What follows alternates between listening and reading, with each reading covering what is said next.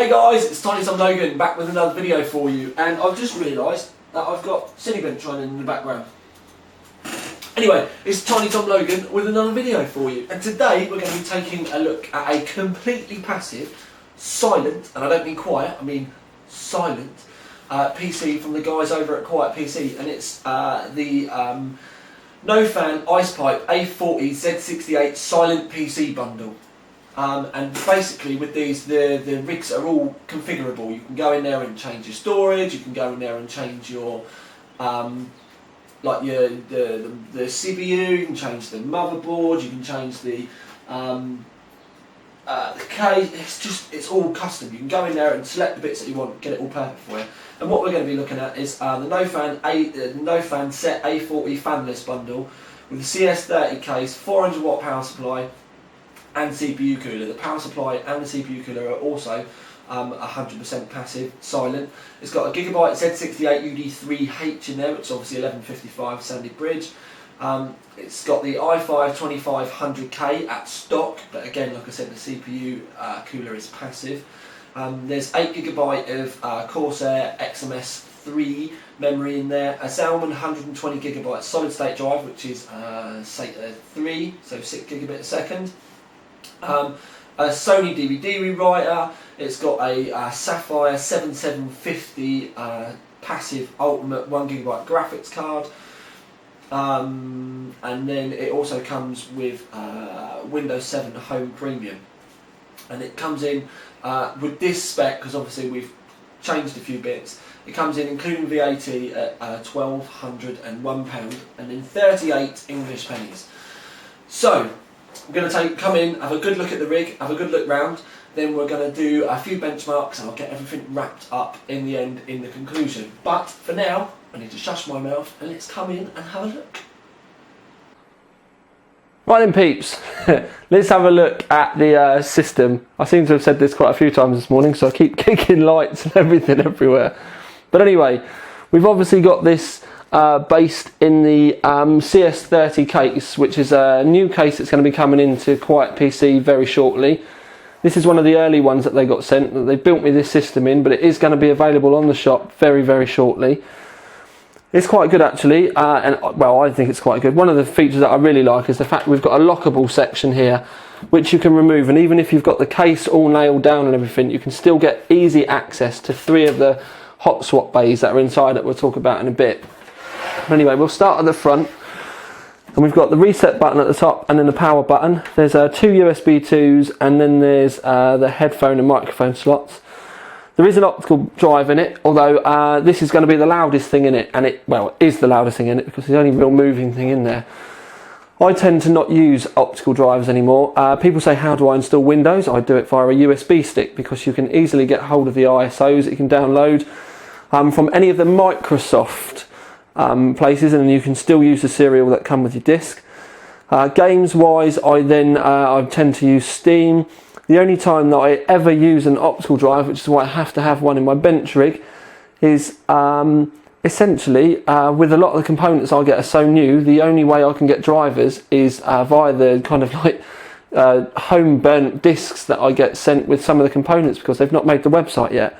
But for a normal user, I generally don't use these anymore. I know a lot of you out there are going to, but this is just my own personal opinion. That's why I don't. But anyway, we've got 2 other spare optical bays should you want to put an extra optical drive in there, or like a fan controller, haha, cracked a funny, or any other of the kind of expansion things that you can get for the front of your case, maybe a card reader or something. There's also a 3.5-inch drive that you can use here. The NoFan logo here actually lights up blue when powered on. I've just realised why it's so dark, because the light's all turned around. And we've obviously got a large mess area in the front of the case, because obviously this, where it's fanless, we need to be able to get as much natural kind of convection and airflow going through as we possibly can do. So that's why there's that. Now, I'm just going to turn the case on its side like this so I can show you, because I'm hoping the light's going to catch inside. We've got a tray area here which has got 2 USB 3s in this part of it, but you can see the large mesh cut out here as well, and you can start to see the heat sink glistening around inside, and that's just to allow the fact that, you know, we obviously want the heat to naturally kind of, I'm not sure whether the word's convect or radiate, but you obviously want the heat to rise and be able to come out as naturally as possible. Now, on the side, there are 220mm fan mounts on the side should you want to use it. Now, there's some really, really soft rubber, or however you want to put it, nylon or whatever they're called, I'd say rubber, but grommets, so that if you do screw the fans on, they shouldn't make too much noise. You know, there won't be any vibrating or anything there. They are really soft. You can literally remove them and squeeze. They're super, super soft. So you've got the option of mounting fans in them should you wish. The sides of the case do lock into place, and there is a couple of mounts here that you can loop padlocks on, and you know, that kind of thing on the back, but they're easily to remove. You just give it a slight pull and then lift, and then that's your door off. So that's our first glimpse of the system inside, but I'm just quickly going to go around to the back. We've obviously got the Gigabyte Z68 board in here, and it's UD3H, and it's actually the one that I used in my home server as well. I'm quite a fan of this board. It's got a lot of onboard slots. We've got, and by onboard I mean onboard video. We've actually got VGA, DVI, DisplayPort and HDMI. There's a SPDIF out. You've got a PS2 for keyboard and the mouse. 2 USB 2s there, 2 more USB 2s there. Firewire, eSATA, 2 USB 3s, a Gigabyte Ethernet port, and then we've got some HD onboard audio here. But obviously we've got this Sapphire 7750 graphics card in the bottom, which is an optional extra with this system, and it's got DVI, HDMI and a full-size DisplayPort here. In the bottom there is the NoFan 400 watt passive power supply. You may note that the top of the power supply is closed. That's because they fitted it with the vents at the bottom, which was the way I favoured to do mine in my home server as well. It's actually the opposite way to what I would have had a fan, believe it or not, and as many of you will be aware. Now what I'm going to do is I'm just going to lean the case up like that. I'm going to remove these hard drive bays because I want to show you the hot swap.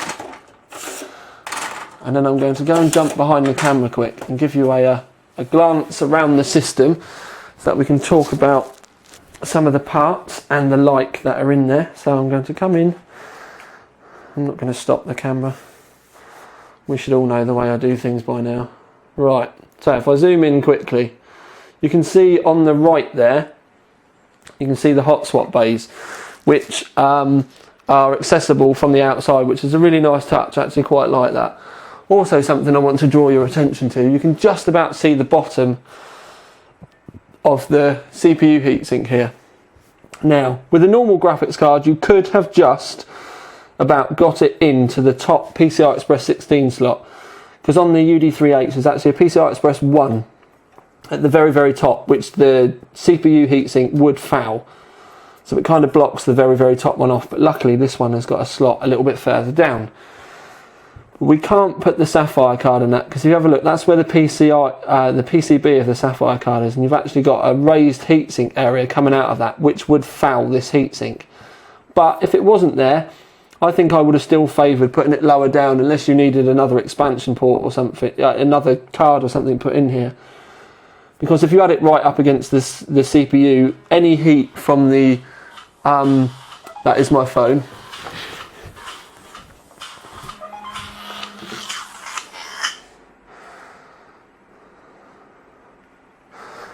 Apologies. You'd think I'd redo the video now, but I'm not going to because I'm uber professional. Right, so if we'd had the a TTL cookie goes to who can tell me what film that song was from. Anyway, right, if we did have the graphics card in the top, it could then, any heat from the graphics card could easily just go sap straight into the bottom of the CPU cooler and then increase temps. Now I understand that heat's going to rise anyway, but at least this way, by having a little bit more room, you've got a little bit more room to dissipate, and it's not going to be sandwiched right up against it. So I would have thought you are saving a little bit on temperatures there anyway. I'll show you quickly now we've spoken about that. I have reviewed the CPU cooler on its own, and I was a big fan of it. You can see there it's massive, but it's really, really well made. It's so different to what we would all be used to looking at with the kind of fan heat sinks and the light that we're used to. It's actually quite nice to kind of get something like that. A lot of people said about blowing a fan straight down the inside, but you really need fans blowing over the grills if you're going to make any difference to this. But obviously we don't want this because this is 100% passive. I think the Gigabyte board quite suits this layout as well, actually. It's quite subtle. We've not got any like leery colours or anything like that. The layout of the board really works. I just think it just does the trick.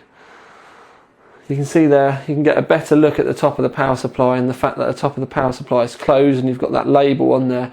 The vents are actually below.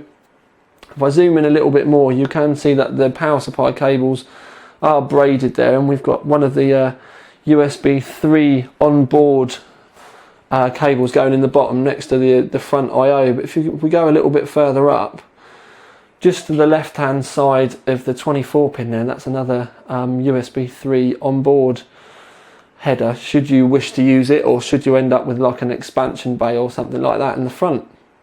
Now, I'll slowly come out again so you can get a look at it from a distance.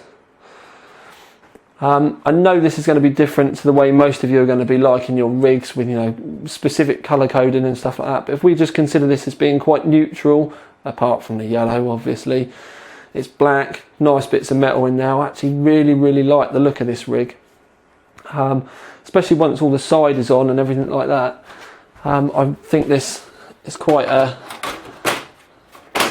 good looking case, and I really do quite like it.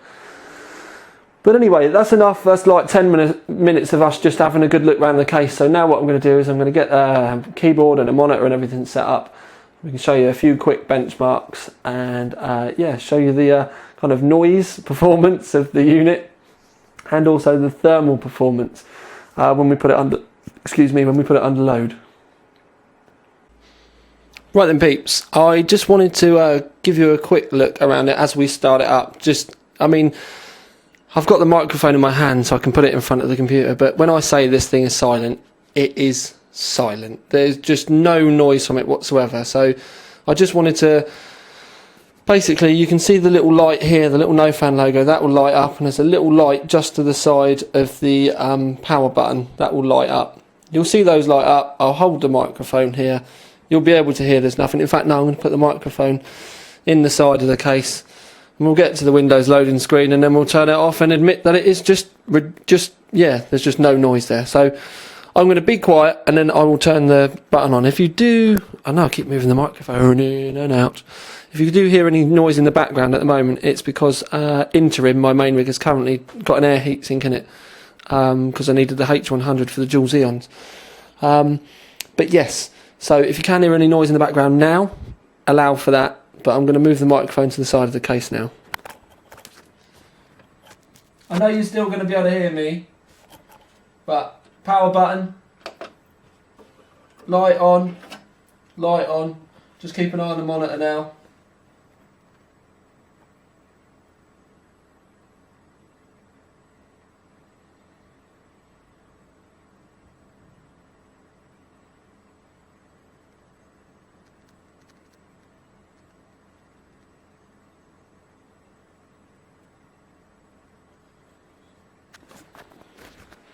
And that's it. Right then, peeps, so we're running OCCT, which as you can see is running the CPU at 100%. I'm also running it in LinPack mode with 90% free memory. So we're currently loading the system up with 7.2 gigabytes worth of memory usage. Down here we can see the maximum temperatures. Now bearing in mind this is the CPU's on 100%, we've got an i5 2500K in there, yes it's at stock, but we've had a maximum temperature of 82 degrees, which would be on the kind of warm side if we were like overclocking and things like that with a massive air cooler or water cooling or something like that. What we've got to bear in mind is that there's no fans in this thing, so that is 100% passive. And it's very seldomly you're going to be putting your system under this kind of load with any programs or anything. And I do mean very seldom. We can also see that we've been running for 17 minutes. I would normally run this for kind of like half an hour to an hour or so, but the temperatures don't go above this. So yeah, I was just basically giving you the chance to get to see that now. But what we're also going to do is I'm going to open hardware monitor, and we're going to do a couple of loops of Unigine just to load the graphics card so we can get a job for that. So what I'm going to do is I'm going to turn this off now, let the system idle for about 15-20 minutes so that the temperatures can come back down, and then we'll do the Unigine loops. Right then, Pete, so we've had Unigine running for about 45 minutes now, which is a good kind of graphics, good for kind of stressing graphics, just so that we can see, you know, basically get some temperatures. So, if we have a look at hardware monitor, and I'll zoom you all in so that you can see. We've had a maximum temperature on the CPU. One of the cores got up to 43 degrees, but it was actually the package that got to 43. So the highest temperature we got on the CPU during that was actually 41, and the 7750 actually only got up to 73 degrees as a maximum. So again, temperatures are pretty damn good there, considering that it is 100% passive. So there we go, that's the temperatures. I'm going to run a few benchmarks for you now, just so you can see some 3D Mark results and a PC Mark result as well, but then we'll move on to the conclusion. But yeah, I'm going to run some 3D Mark 11 now. Right then, so our 3D Mark 11 P score is 2640, but we need to remember that we are using a 7750 graphics card and a stock i5 2500K. But what I'm going to do now is run PC Mark 7, and I'll be back shortly with the results of that. Okay then, PC Mark 7, we have a total score of 4,911. Now that's a very respectable score for PC Mark 7, I must admit. And I can't help keep saying it though, but we do kind of need to remember that it's done this in complete silence. But what I'm going to do, because this is a, as I pull my microphone around, this was a screenshot of one that I did earlier on, but what I'm going to do is just do a quick Cinebench run in front of you so that you can see it.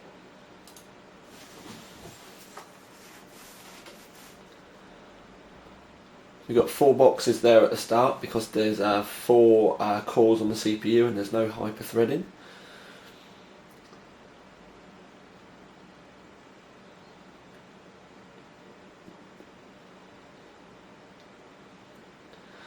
The centre takes a little bit longer, and it gets faster as it goes around the outside as the image gets easier for it to render.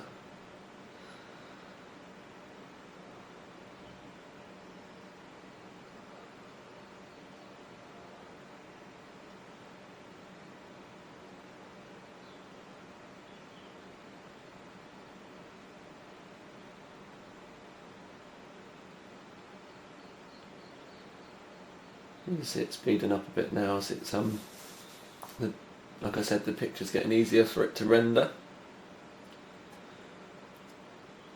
If you can hear any fan noise in the background, it's actually my main rig. As I said before, it's got an air heat sink at the moment and it's the noisiest thing in the room.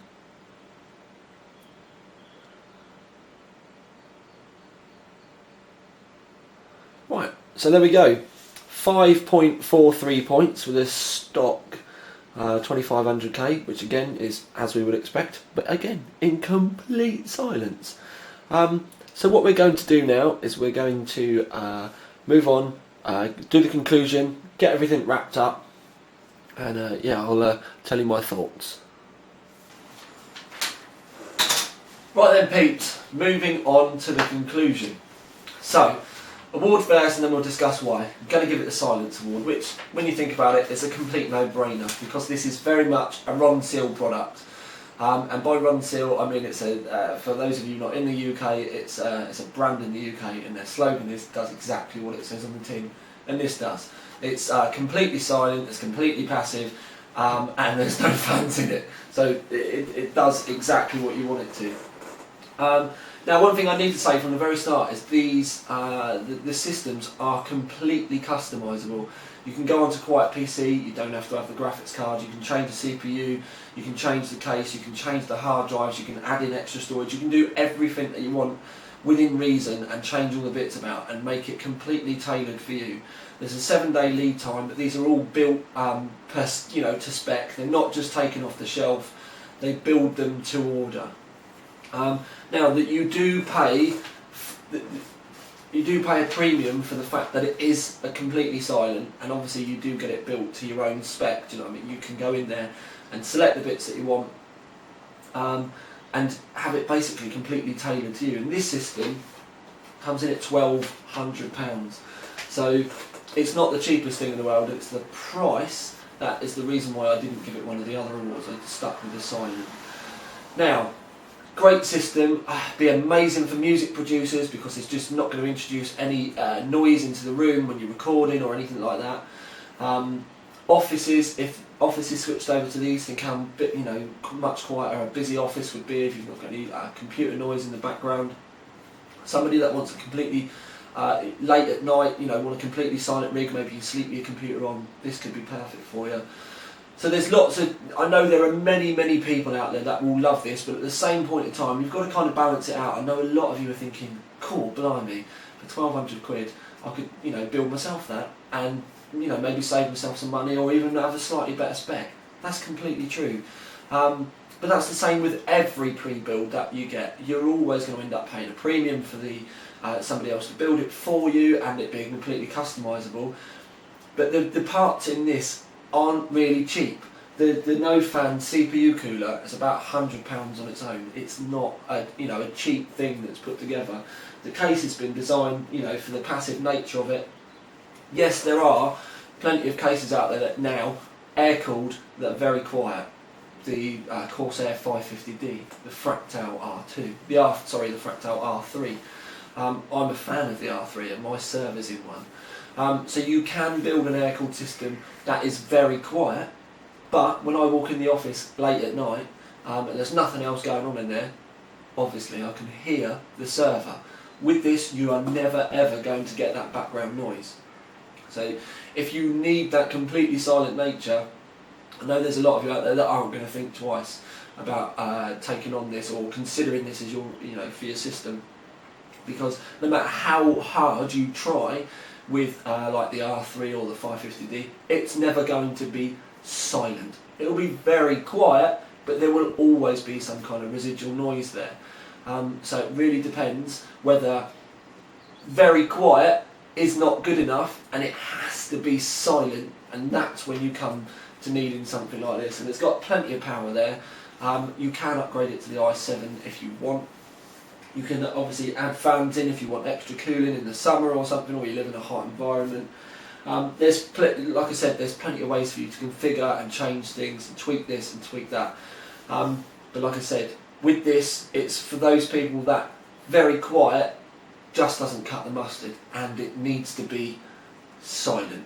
And I'm sure for those of you out there that need silent, £1,200 really not going to be a lot to pay for when you think that you you could be recording your album or something, or like I said, you sleep and you can't stand the noise, you just want to get a decent night's kip. This could be perfect for you. And I do know that they are shifting these out the door really quick as well. But I've been really impressed with this. I'd even use it, to be honest with you. I'm personally not too sure on the aesthetics of the case, but we all know I'm massively picky when it comes to stuff like this. Maybe if they did it white, it might change my mind a bit. But I think NoFan's going to be one to watch because I hope they're going to be bringing out new cases and new products soon. I think what would be really nice is if they did a cooler like that for a graphics card, because a lot of the AMD cards have got similar kind of mounting points. That'd be nice if they did a big passive heatsink. But yeah, anyway, that's why we gave it a silence and not one of the other awards. I still think it's quite a high price to pay for the spec, but like I said, when you add in the fact that even the CPU cooler is worth £100, the price soon falls down. We've obviously got a decent solid state drive in there amongst other things. So yes, I'm going to leave this review here, and this is Tiny Tom Logan with the Silence Award winning, and let me get it right because the name's it's the IcePipe A40 Z68 Silent PC bundle. With another review. Yes, I need more coffee. But anyway, out.